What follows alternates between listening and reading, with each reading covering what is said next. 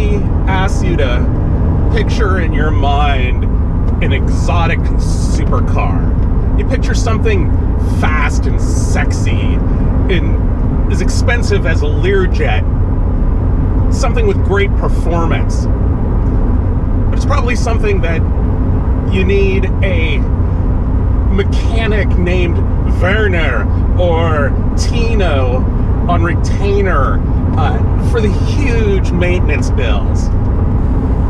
Well, I'm Sam Bear for Class Winners, and I'm here to tell you that this 1991 Acura NSX, well, it has all the great capabilities of the supercar, fast and sexy and handles and brakes, but it doesn't have any of those downsides.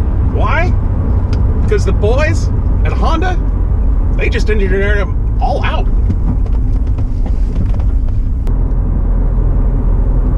This is a first year 1991 model, and let me tell you, it's pretty awesome. But before it debuted, let's just say there were a lot of naysayers, and boy were they wrong.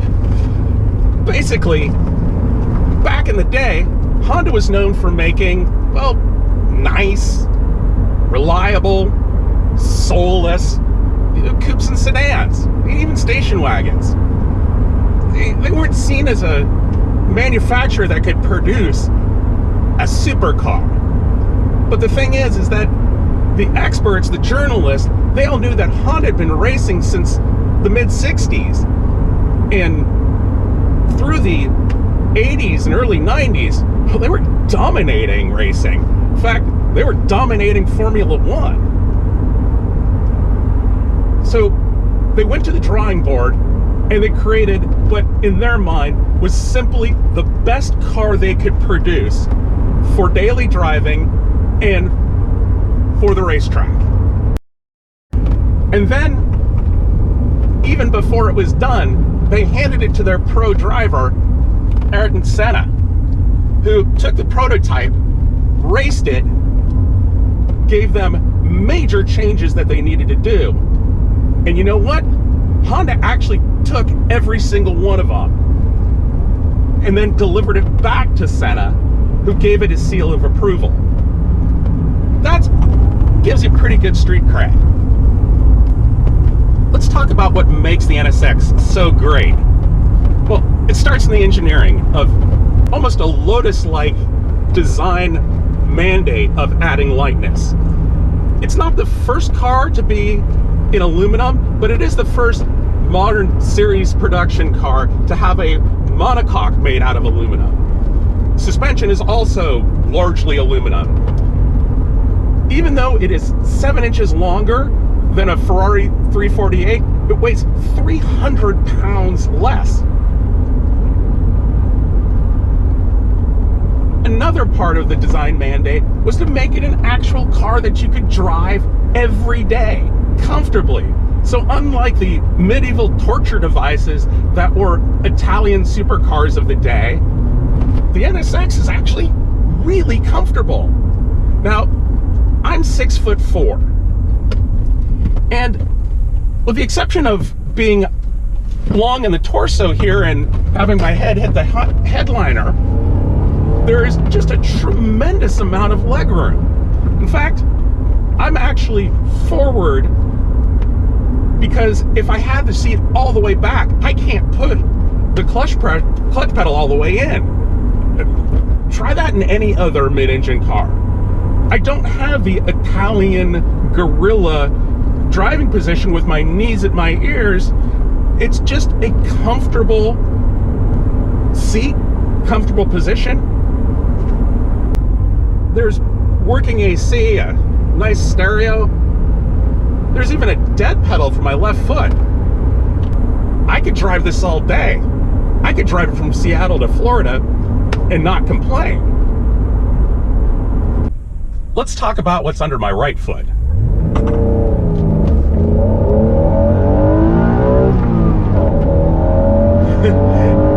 It's a 3-liter V6. Now, I know there are purists out there saying it's got to be a 12-cylinder or nothing for a supercar, but I'm here to tell you that that's just simply not true. So It's a titanium connecting rod with variable valve timing, which was exotic stuff for 1991. It puts out 270 horsepower and 210 pound-feet of torque, which again, in modern times doesn't sound like much, but when you consider that the Ferrari 348, that was its direct competitor, was only about 300 horsepower, and the Porsche 911 was about 245. This actually had the goods. 0 to 60, when you really flog it, comes in right at 5 flat. The king of the hill Corvette ZR1, well, I mean, that's only 0.2 faster to 60. Part of what makes this engine so great is that Honda engineers really wanted instant throttle response. So there's no turbos, there's no big burly V8. It just simply the ability to downshift, and it just picks up and goes until it's 8,000 breadline. It's an awesome engine. Of course, an awesome engine is nothing with a terrible transmission, and as we know, mid and rear engine cars tend to have terrible transmissions. More than one Ferrari owner has complained about bulky shifts going into second when they're cold, or the Porsche 911 and you're just missing shifts entirely. But this 5-speed box, let's just say it's one of the best transmissions ever made, full stop. Any type of description is really going to fall short. It's kind of like asking an astronaut to define and describe what Earth looks like from space. You just can't put it into words. And this beautiful 5-speed shifter, well, it's kind of the same thing.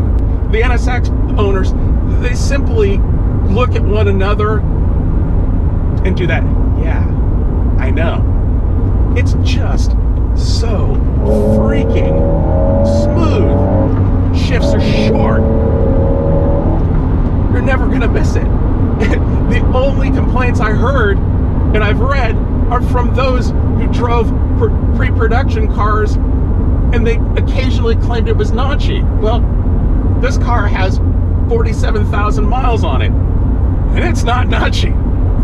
It's perfect.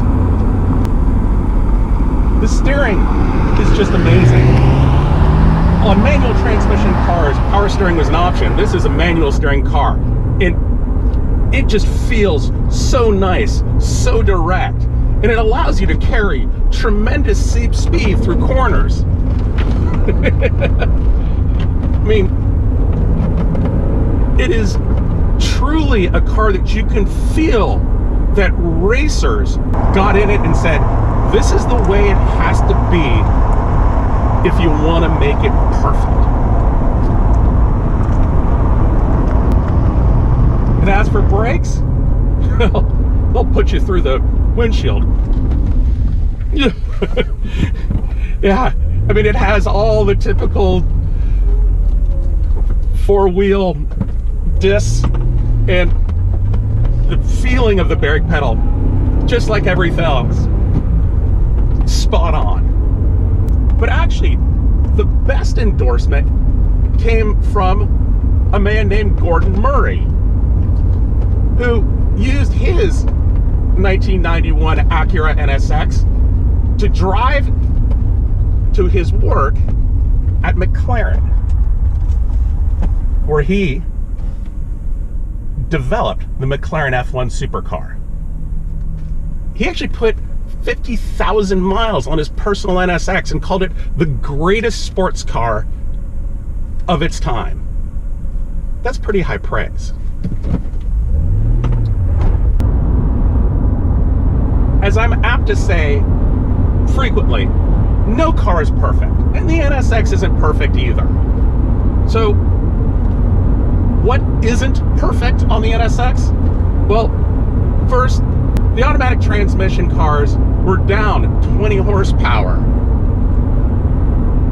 And then they also were non-serviceable units. So even back when they were new, if you had problems with your automatic NSX, you brought it to the Acura dealer and they just replaced the whole unit. It gets a little spendy. Also, the automatics, you had to have the power assisted steering. And I just feel that the manual steering just feels so much better. Then there's the NSX's well-known, well-documented appetite for front tires. Now, that was a huge deal back in the day when 16-inch tires were expensive, but 16-inch performance rubber now they're actually cheap. So takes away that gripe. Then of course there's that whole thing about sports cars have to have prestigious badges or be from Italy or Germany. Get over it. Porsche and Lamborghini, they built tractors.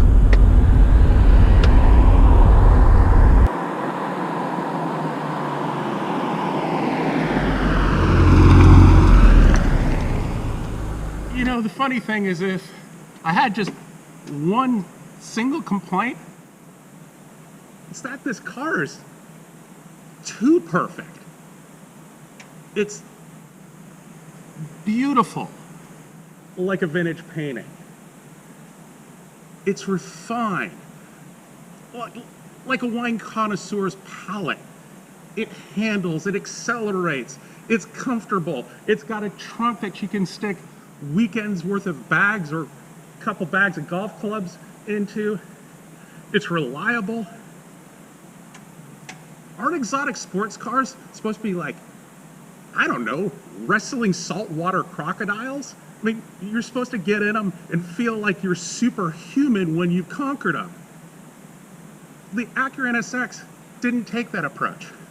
So if you're one of those people who wants to feel like you've accomplished something by driving an exotic supercar, well, go buy a worse car. But if you're one of those people who simply wants the single best sports car that's not a multi-million-dollar McLaren F1, buy an Acura NSX. Well, you can still afford one. It's pretty awesome.